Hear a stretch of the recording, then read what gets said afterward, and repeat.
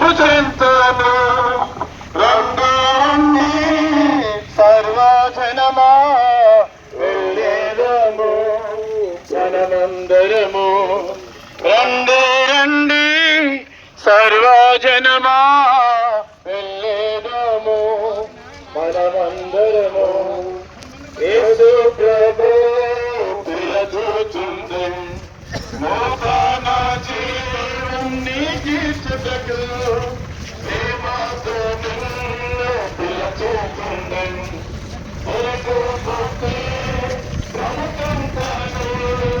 రండి సర్వజనమా వెళ్ళేదము మనమందరము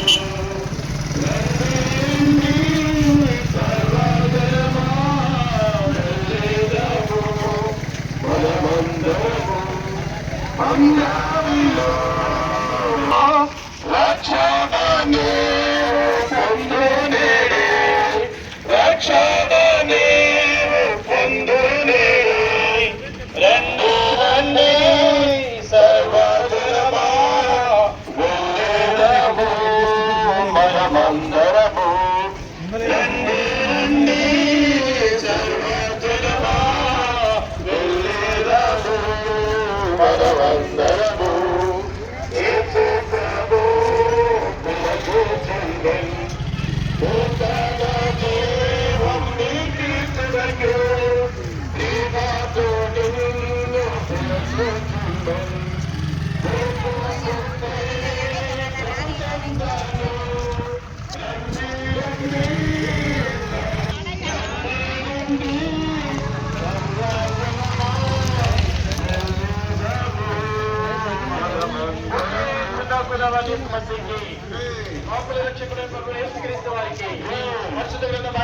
సెలవిస్తా ఉన్నది ఈ వేదములందు అందరూ పాపము చేసి దేవుడిని గురించి మరికొను పొందలేకపోవచ్చుదా? ప్రియులారా, ఈ యొక్క మధ్యాహ్న కాల సమయంలో మన ప్రియుడు లక్ష్మారెడ్డి గారి యొక్క భూస్థాపన కార్యక్రమానికి మేము ఈ రీతిగా పాటలు వేసి గురించి చెప్పుకుంటూ పాడుకుంటూ వస్తున్నాం. కాబట్టి అంతిమ యాత్ర మరణం అనేది ఈ లోకంలో జన్మించిన ప్రతి వారికి సంప్రాప్తమైనటువంటిది. అయితే మనం ముందు పోతే వెనకాల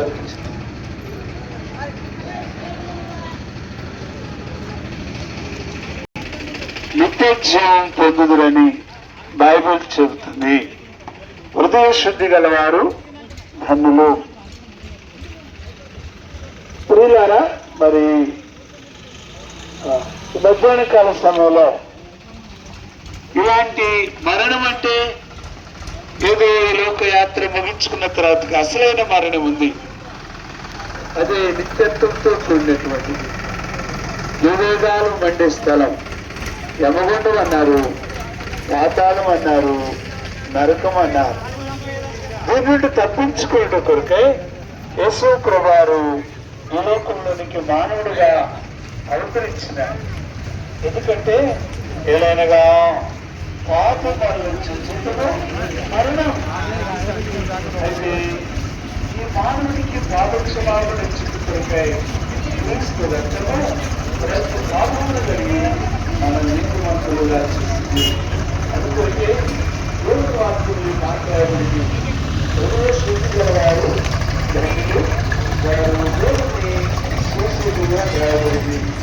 దేవుని చూడాలంటే, దేవుని ఎదుర్కోవాలంటే, ఆ దేవునితో నిత్యంతో ఉండాలంటే మానవుని యొక్క హృదయము శుద్ధి కావాలి. శుద్ధి లేకపోవడం గల